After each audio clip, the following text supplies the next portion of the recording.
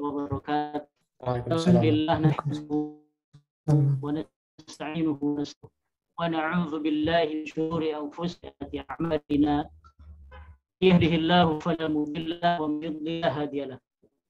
Asyhadu an la ilaha illallah wahdahu la syarika lah. Asyhadu anna Muhammadan 'abduhu wa rasuluh. Allahumma salli wa sallim barik wa an'im ala nabiyyina wa rasulina Muhammadin sallallahu alaihi wasallam wa alihi wa sahbihi bihudahu ila yaumiddin. Allah tabaraka wa ta'ala ayyuhalladzina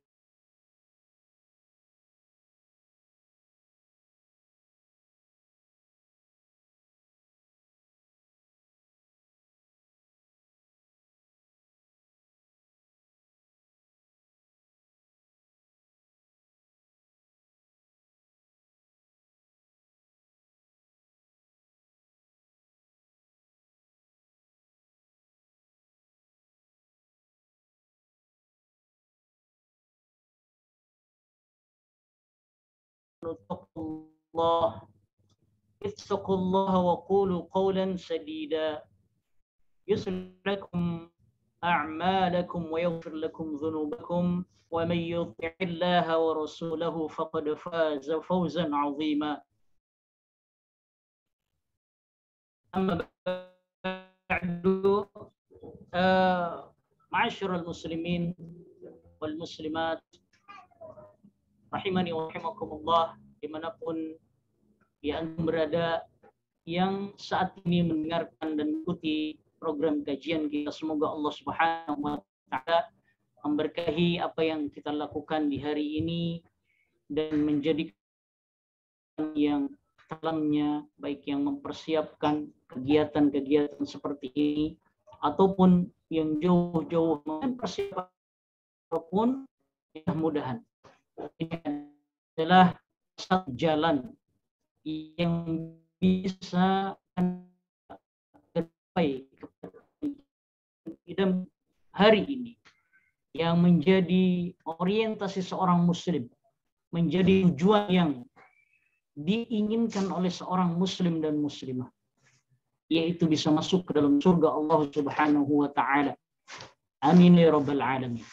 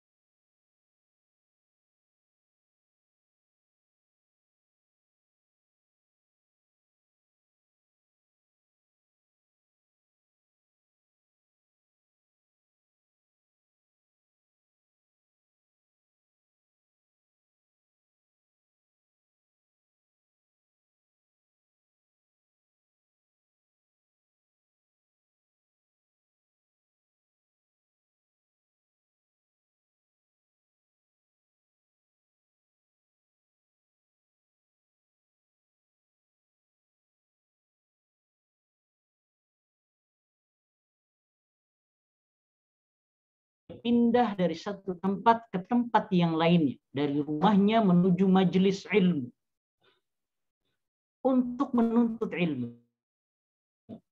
Ini makna yang pertama. Ataupun makna yang kedua, menempuh perjalanan dengan secara maknawi. Artinya jasadnya ia di dalam kamarnya, jasadnya di dalam rumahnya. Dia tidak pindah dari satu tempat ke tempat yang lainnya. Dia tidak menuju majelis ilmu. Akan tetapi ada usaha yang dia lakukan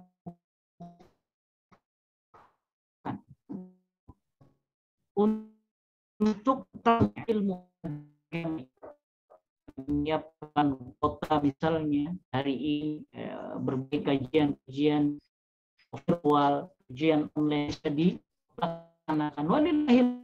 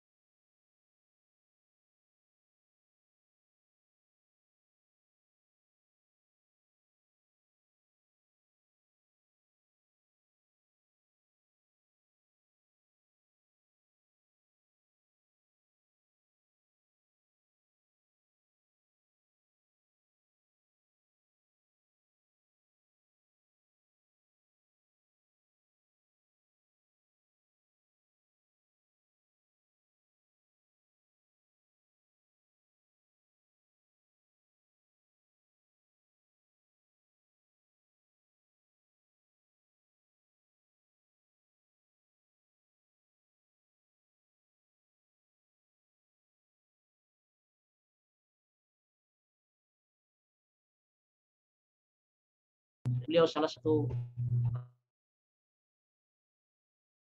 kibarul ulama di kerjaan sosial.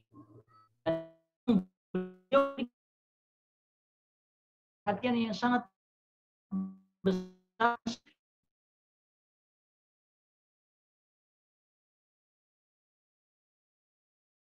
yang saya pelajari memiliki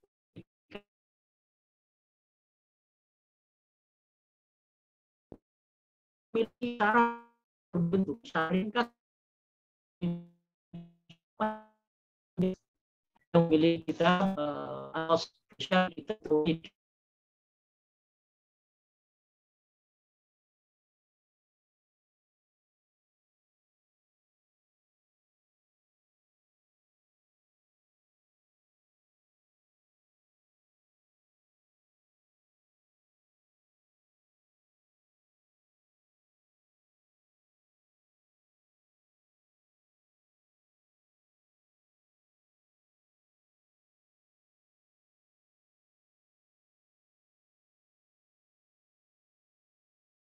mengajarkan, menanamkan nilai-nilai akidah kepada para sahabat sebelum yang lainnya. Kita akan masuk di pertemuan yang pertama ini, ya setelah kita sedikit tadi kenalkan biografi penulis kitab ini, Syekh Shalih Fauzan Al-Fauzan hafizahullah taala, dan beliau sudah sepuh hari ini. Semoga Allah menjaga beliau dan memberkahi ilmunya. Baik, kita akan masuk ke bab yang pertama. Dan kitab ini ya beliau judul Kitabut Tauhid. Kitabut Tauhid. Baik. Ya, dan tauhid ini adalah masdar daripada kata wahada yuwahhidu. Artinya mengesakan ya. Kalau bahasa Indonesianya mengesakan. Dalam bahasa Arab tauhid itu ja'ala syai'a wahidan, menjadikan sesuatu menjadi satu.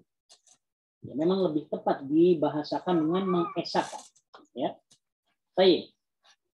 Dan sebagaimana kita sampaikan, ini begitu pentingnya ya pelajaran-pelajaran tauhid, di mana hari ini kita bisa melihat kaum muslimin, masya Allah, terutama di negeri kita, adalah mayoritas penduduk terbesar, komunitas terbesar umat Islam. Mereka sudah muslim. Tapi ternyata bersamaan dengan itu, karena mereka tidak memahami pelajaran-pelajaran tauhid dan tidak ada usaha yang dikerahkan untuk belajar tauhid, sehingga mereka terjerumus ke dalam hal-hal yang bertentangan dengan tauhid. Terjerumus ke dalam kesyirikan. Ya, masih gemar memakai jimat-jimat, masih gemar memakai wafa, masih gemar memakai ya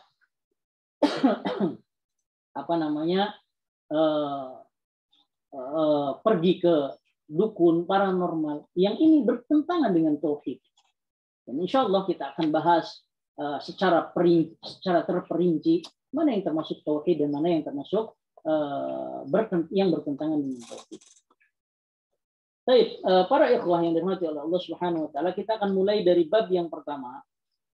Silakan antum yang megang bukunya bisa dibuka di halaman 17. Ya, berarti kitabnya sama kan? Bukunya sama.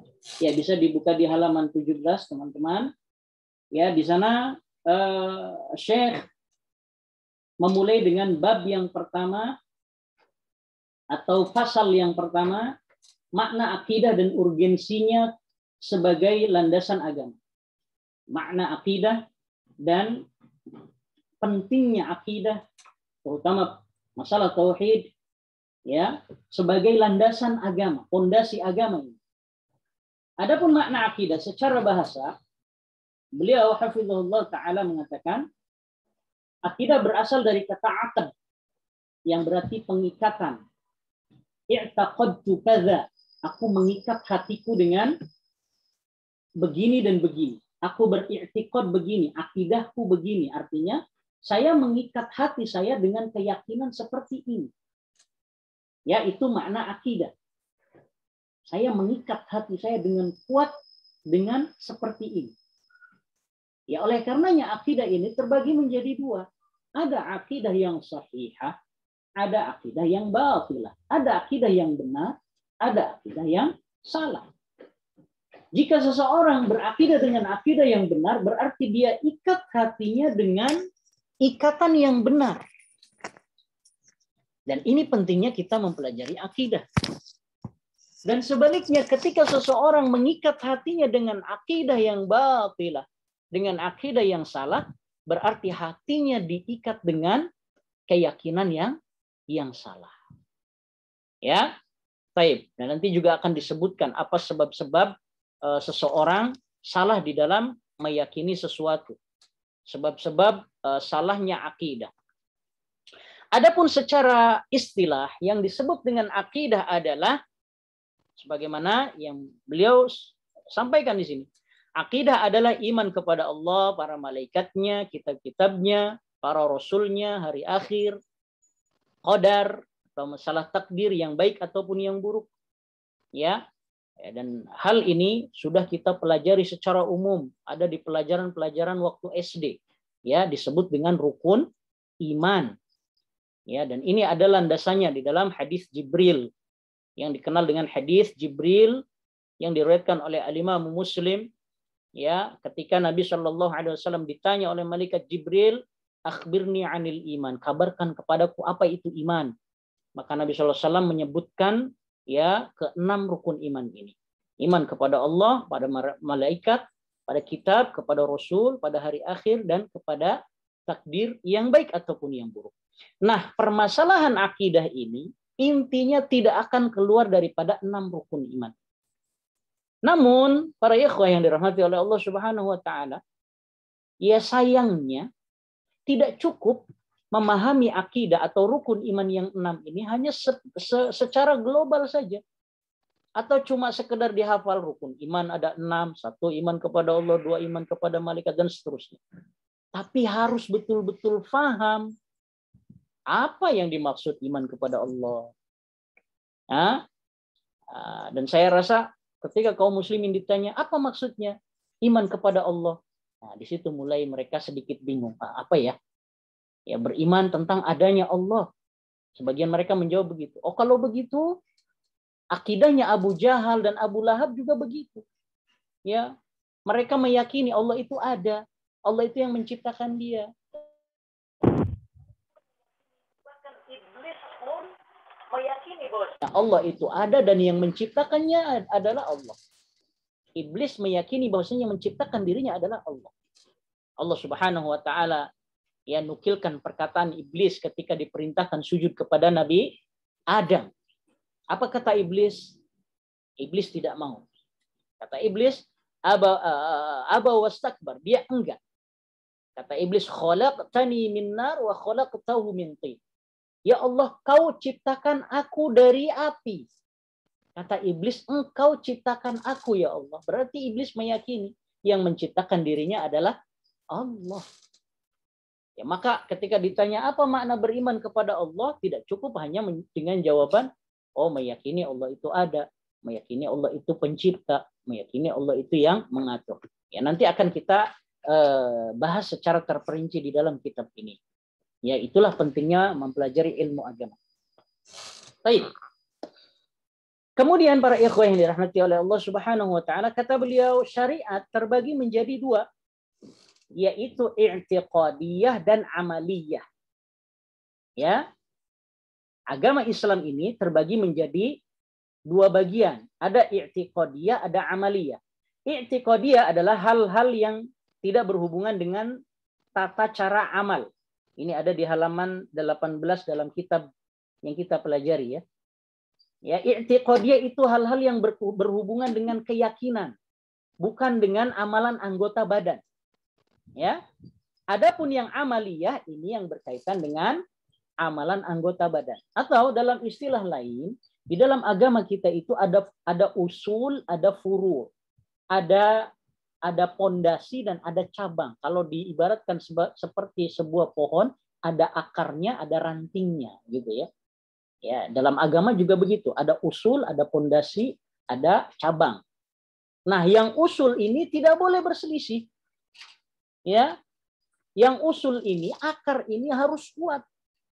Walaupun mungkin nanti terkadang terjadi perbedaan pendapat di dalam furu', di dalam cabangnya. Makanya disebut dengan furu'iyah. Ini pendapat yang boleh berbeda pendapat, gitu ya.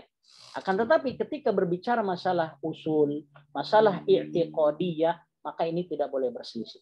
Berarti yang menyelisihi i'tiqadnya Rasulullah Shallallahu Alaihi Wasallam dan para sahabat, berarti ini menyimpang daripada akidahnya akidahnya Rasulullah Shallallahu Alaihi Wasallam dan para sahabatnya. Baik. Sekarang Syekh akan berbicara tentang urgensinya masalah akidah. Pentingnya mempelajari akidah. Ya. Kata beliau, amaliyah adalah segala apa yang berhubungan dengan tata cara amal. Ya tadi ya. Misalnya sholat, zakat, puasa, dan seluruh hukum-hukum amaliyah yang dilakukan oleh anggota badan kita. Ya, baik. Bagian ini disebut far'iyah, cabang agama. Karena ia dibangun di atas i'tiqadiyah. Nah, di sini pentingnya. Ya. Berarti masih ada kaitannya yang cabang dengan yang akar tadi. Ya kan? Benar dan rusaknya amaliyah itu tergantung dari benar dan rusaknya i'tiqadiyah. Kalau akarnya kuat, rantingnya akan bagus, daun-daunnya akan bagus. Buah-buahnya pun akan dipetik dengan indah oleh pemilik tanaman. Demikian pula dengan agama seseorang. Kalau akidahnya bagus, tauhidnya kuat, akidahnya lurus, sesuai dengan akidahnya Rasulullah Shallallahu Alaihi Wasallam dan para sahabatnya, maka amalannya pun akan bagus.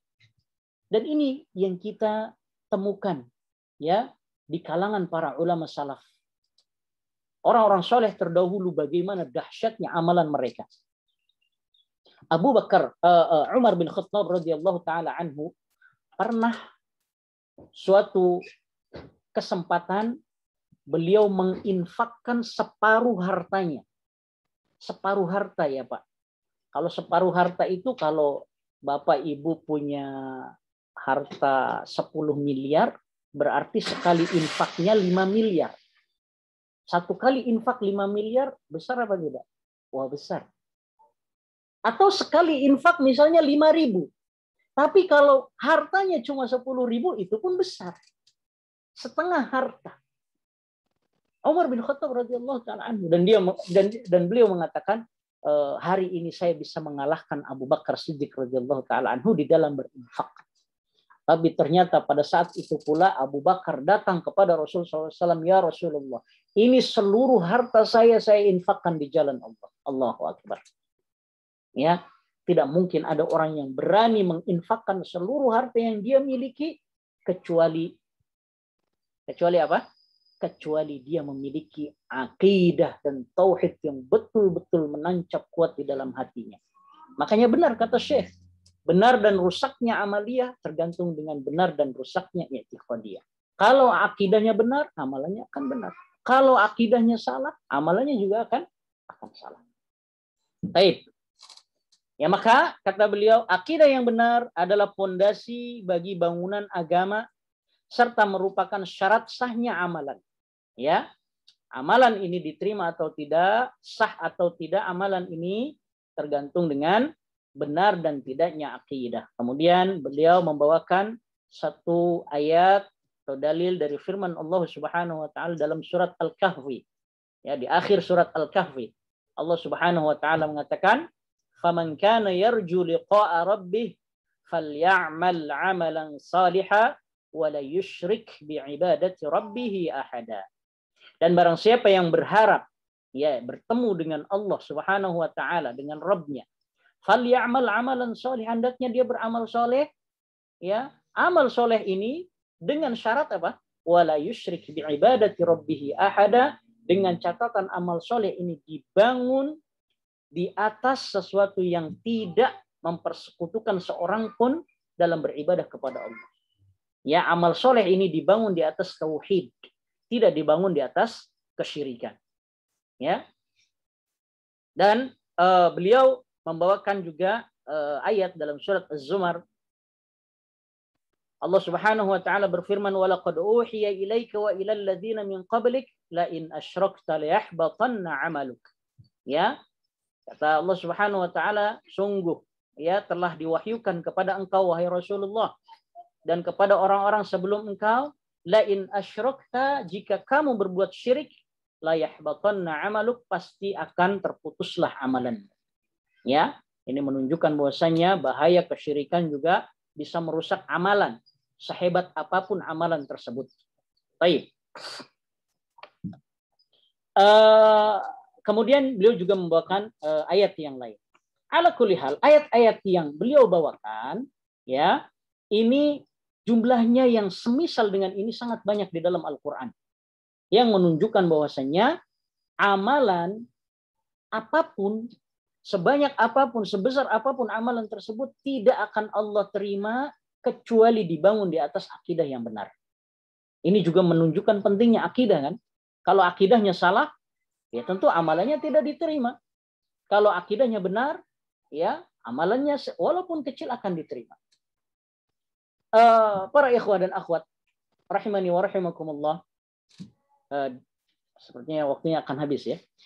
Ana tutup dengan satu kisah yang dibawakan oleh Al-Imam Muslim di zaman Nabi Shallallahu Alaihi Wasallam. Aisyah radhiyallahu taala anha memiliki seorang saudara ketika beliau masih jahiliyah, bernama Abdullah bin Jaz'an. Ketika jahiliyah, Abdullah bin Jaz'an ini seorang yang punya perangai yang sangat baik. Akhlaknya begitu mulia. Kalau ada tamu, dijamu dengan besar-besar. Disembelihkan hewan sesembelihan, kemudian dijamu. Kemudian kata Aisyah juga, Abdullah bin Jaz'an ini orang yang gemar menyambung silaturahmi. Ya, memuliakan tamu dan banyak kebaikannya. Ditanya oleh Aisyah radhiyallahu taala kepada Rasulullah SAW, apakah amal soleh Abdullah bin Jaz'an ketika jahiliyah ini bermanfaat untuk dia di akhirat? Apakah tadi menjamu tamu amal soleh bukan, Pak? Amal soleh. Ya, memuliakan tamu amal soleh. Bahkan kata Nabi SAW, "Man kana yu'minu billahi wal yaumil akhir falyukrim dhaifah." Siapa yang beriman kepada Allah dan hari akhir, hendaklah dia muliakan tuh tamunya. Ya, kita punya apa ya sudah, ya dijamu tamu. Ya, dan ini berlaku di masyarakat kita, walillahil hamd. Ini sesuai dengan, ini adat istiadat yang sesuai dengan ajaran Islam. Menunjukkan tidak semua adat istiadat itu bertentangan dengan agama Islam. Tidak, ada adat istiadat yang justru harus dilestarikan. Gitu ya. Kata Aisyah, apakah amal soleh ini bermanfaat untuk Abdullah bin Jaz'an, ya Rasulullah? Apa kata Nabi SAW? La. Tidak. Li'annahu lam yaqul yawma idzin rabbi, ya la tukhzini yawma yaqumul hisab. Karena Abdullah bin Jaz'an dulu waktu jahiliyah, dia tidak pernah mengucapkan berdoa kepada Allah, ya Allah janganlah kau hinakan aku pada hari kiamat. Artinya dia tidak beriman dengan adanya hari akhir. Tadi berarti amal soleh tersebut tidak dibangun di atas akidah yang benar, akidahnya keliru. Maka kata Nabi SAW, amal soleh ini nggak bermanfaat. Ya, oleh karenanya Allah Subhanahu Wa Taala dalam Al-Quran ketika berbicara tentang orang-orang kafir yang punya amal soleh, wa qadimna ila ma amilu min amalin faj'alnahu haba'an mansura. Kata Allah, orang-orang kafir ini yang beramal tapi tidak dibangun di atas tauhid, ketika datang membawa amal solehnya, ya kata Allah Subhanahu Wa Taala, wa qadimna, kami tunjukkan amal solehnya, amal infaknya, amal bangun masjid, amal sosialnya dia tampakkan. Tapi waja'alnahu haba'an mansura, amal soleh tersebut kami jadikan seperti debu-debu yang berterbangan. Ya, tidak menjadi pahala, tidak bisa memasukkan dia ke dalam surga, tidak bisa juga menyelamatkan dia dari neraka Allah Subhanahu Wa Taala. Semoga Allah Subhanahu Wa Taala memberikan taufik kepada kita semua, kepada semua yang ikut menyimak kajian kita pada hari ini, untuk betul-betul memahami pentingnya mempelajari tauhid, pentingnya mempelajari akidah yang benar, dan dia harus didahulukan daripada pelajaran-pelajaran yang lainnya. Wallahi, seorang yang punya amal soleh sedikit tapi di atas tauhid yang benar, kemudian dia meninggal dalam keadaan tersebut, wallahi yang sedikit ini barangkali bisa menyelamatkan dia dari api neraka. Ya, berbeda dengan orang yang banyak beramal soleh tapi tidak dibangun di atas akidah yang benar, amal solehnya akan hancur seperti debu-debu yang berterbangan. Nasallahu salamah wal afiyah. Wassallallahu ala nabiyina Muhammad wa akhir da'wana alhamdulillahi rabbil alamin. Saya tidak tahu ada pertanyaan atau tidak. Ya. Ditanyakan dulu apabila ada pertanyaan akan ditanyakan lewat chat room. Baik. Silahkan kalau ada pertanyaan silahkan ditanyakan.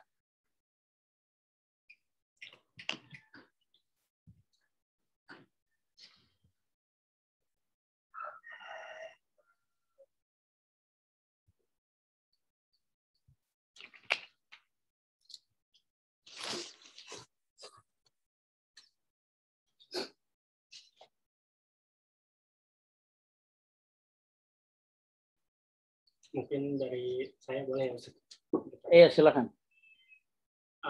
Pertanyaannya gini Ustaz. Tadi kan sebuah amalan itu tidak akan diterima bila akarnya salah gitu. Bila akidahnya itu salah. Apakah kan seseorang seringkali mungkin sedang marah, sedang punya masalah, atau melakukan sesuatu karena terpaksa, sedangkan dia memang seorang mukmin. Cuma hanya saja pada saat tersebut kondisinya dia tadi sedang emosi gitu kan, sedang terpaksa gitu melakukan sesuatu amalan karena terpaksa. Apakah itu juga dianggap sebagai amalan yang batal atau tetap diterima? Baik. Barakallahu fikum, ini pertanyaan yang sangat bermanfaat dan insya Allah akan dibahas di dalam kitab ini. Ada satu dosa yang memang dia menggugurkan seluruh amal soleh yang pernah kita lakukan. Hanya satu dosa itu yang akan menghapus, menghancur leburkan bangunan amal soleh yang bertahun-tahun kita bangun, bertahun-tahun kita amalkan. Dosa apa itu? Ya, dosa kesyirikan. Untuk itulah para ulama menjelaskan hakikat kesyirikan. Untuk itulah para ulama menulis kitab tauhid untuk menjelaskan kepada umat agar jangan sampai terjerumus ke dalam satu dosa ini. Ini dulu yang dipahami. Dosa kesyirikan, dosa kekufuran juga termasuk ke dalam kesyirikan. Ya, pentingnya masalah syirik ini bahkan Nabi Ibrahim alaihissalam yang dikenal bapaknya orang-orang bertauhid. Padahal seorang nabi yang menghancurkan berhala dengan tangannya. Sampai berani memusuhi bapaknya sendiri karena tidak mau bertauhid. Bapaknya sendiri. Allahu Akbar. Ya. Tapi bersamaan dengan kuatnya tauhid Nabi Ibrahim masih berdoa kepada Allah. Wajnubni wa baniya an na'budal asnam. Ya Allah, hindarkan aku dan keturunanku dari menyembah berhala. Padahal Nabi Ibrahim sendiri yang menghancurkan berhala-berhala tersebut. Ya, oleh karenanya satu dosa yang memang menghancur leburkan adalah kesyirikan. Adapun dosa-dosa yang lain di bawah kesyirikan, termasuk tadi yang ditanya, ya akhi, barakallahu fiik. Dalam kondisi kita sedang emosi, iya betul. Ya. Karena manusia itu tabiat seperti itu. Kadang ada keadaan-keadaan yang memang dia tidak bisa kontrol. Ya. Nah, maka apakah ini juga menghancurkan amalan yang pernah kita lakukan? Tentu jawabnya tidak. Ya, kalau ketika emosi dan dia sedang marah bukan dosa yang akan menghancurkan amal yang pernah dilakukan. Akan tetapi tentu ya seorang mukmin berusaha untuk menahan emosinya. Kata Nabi Shallallahu Alaihi Wasallam, "Laisa syadidu bis-sar'ah." Ya. Orang yang kuat itu bukan orang yang jago gulat gitu ya, bukan. Tapi orang yang kuat adalah orang yang bisa menahan amarahnya ketika sedang memuncak. Nah, ini orang kuat. Ya, dan betapa sulitnya ketika marah itu datang, kita harus mereda. Oleh karenanya di dalam sunnah Nabi SAW ketika marah, kalau posisi kita sedang berdiri hendaknya kita duduk. Kata Nabi SAW, kalau duduk masih marah juga hendaknya berbaring. Kalau berbaring sudah berwudu. Ini dalam bentuk apa? Menahan ya amarah tersebut. Dan Nabi SAW mewasiatkan ya kepada seseorang yang datang kepada Nabi alaihi salatu wassalam, ya Rasulullah, berikan aku nasihat. Kata Nabi SAW, la taghdab, jangan marah. Ya wasiatnya kok gitu doang sih, gitu kan. Datang lagi, ya Rasulullah, berikan aku nasihat. Kata Nabi, la taghdab, jangan marah. Datang lagi ketiga kalinya, la taghdab, jangan marah. Menunjukkan ya memang butuh perjuangan untuk menahan amarah tersebut. Tapi kalau dikatakan marah bisa menghapus amalan, jawabannya juga tidak seperti itu. Ya, di sana ada dosa syirik, dosa kekufuran yang bisa menghancurkan amalan. Kalau syirik besar itu bisa menghancurkan seluruh amalan yang pernah kita lakukan. Kalau syirik kecil hanya menghapuskan amalan yang di dalamnya terdapat syirik kecil, itu saja. Ya Allah a'lam. Ada lagi? Kita beri kesempatan dulu mungkin ya. Baik. Sekitar 2 menit sampai 3 Baik. menit. Silakan.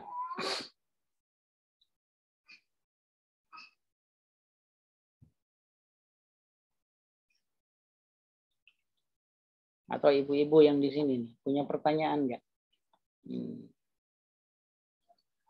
Mumpung konsultasi gratis. Masya Allah. Nah, ada pertanyaan lagi Ustaz. Ya, silakan. Apa yang harus dilakukan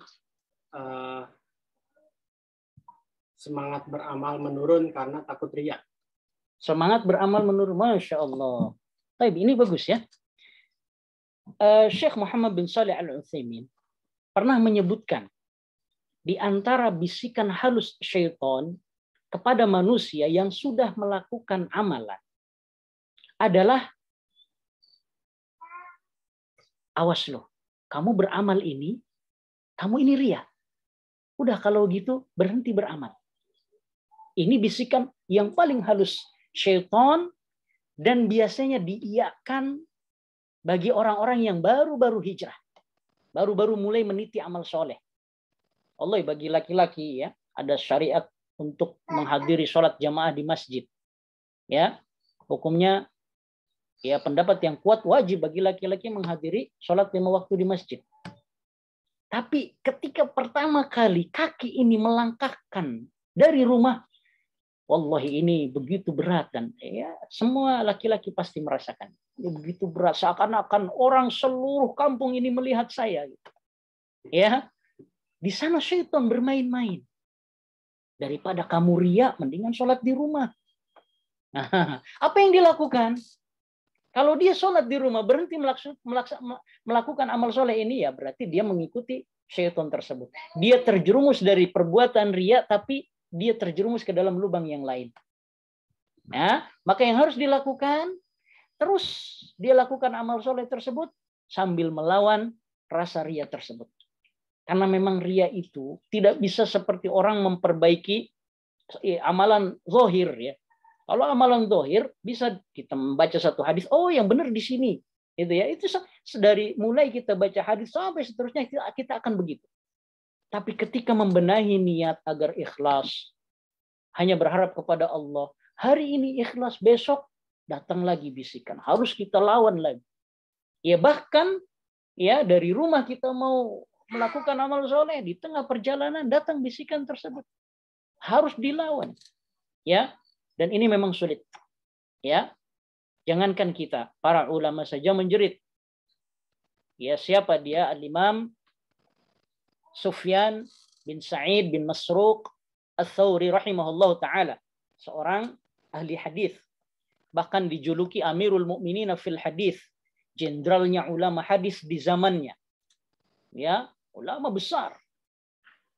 Tapi ketika menceritakan kondisi keikhlasan hatinya, beliau mengatakan, ma'alajtu syai'an ashadda 'alayya biniyyati fa innaha tataqallabu 'alayya. Tidak ada satu amalan yang paling sulit untuk aku kerjakan selain membenahi niatku agar ikhlas. Ini sulit. Karena ikhlas itu berubah-ubah. Hari ini ikhlas, nanti semenit kemudian enggak ikhlas, dan seterusnya. Maka caranya adalah dilawan. Dibuang bisikan-bisikan tersebut dan terus beramal soleh. Insya Allah seiring berjalannya waktu, bisikan-bisikan tersebut akan hilang dengan sendirinya. Wallahu a'lam. Baik, saya rasa cukup ya. Sudah, atau ada lagi? sebenarnya ada satu lagi sih, tapi mungkin bisa Baik. kita lanjut di Baik, sesi di pertemuan berikutnya. yang berikutnya insya Allah ya, karena sudah masuk waktu zuhur juga. Baik, saya berikan ikhtitam para ikhwah dan akhwat rahimani wa rahimakumullah, bahwasanya mempelajari tauhid adalah pelajaran yang pertama kali harus dipelajari oleh seorang muslim dan muslimah. Bagaimana tidak? Nabi Shallallahu Alaihi Wasallam mengajarkan pertama kali kepada para sahabat yang baru masuk Islam 13 tahun lamanya untuk mempelajari dan mengajarkan tauhid. Bahkan Nabi Shallallahu Alaihi Wasallam mengutus para dai untuk mendakwahkan permasalahan tauhid ini. Semoga Allah Subhanahu Wa Taala menjadikan kita dan memberikan taufik dan hidayah kepada kita untuk semangat mempelajari akidah yang benar, mempelajari tauhid yang benar, agar kita bisa mengetahui ya keindahan Islam ini, inti daripada ajaran Islam ini. Kita cukupkan wasallallahu ala nabiyina Muhammad subhanakallahumma bihamdik asyhadu an la ilaha illa anta astaghfiruka wa atubu ilaik. Assalamualaikum warahmatullahi wabarakatuh.